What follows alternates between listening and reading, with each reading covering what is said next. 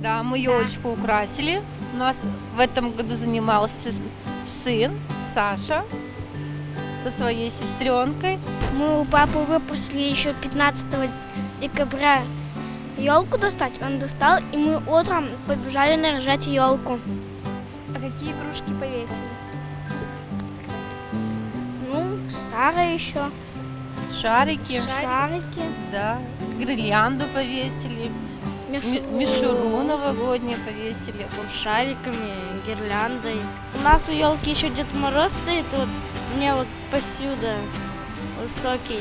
Конечно, поставили. Какая она у вас? Она у нас высокая, красивая, пушистая. На ней много-много игрушек и огоньков.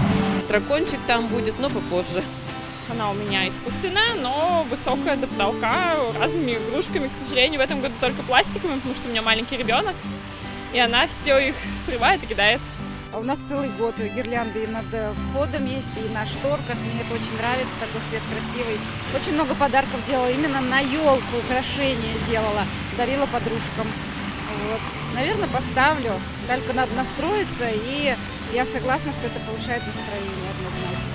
Мы поставили красивую елочку дома, украсили ее в золотые и серебряные тона и включили гирлянду для создания новогодней атмосферы.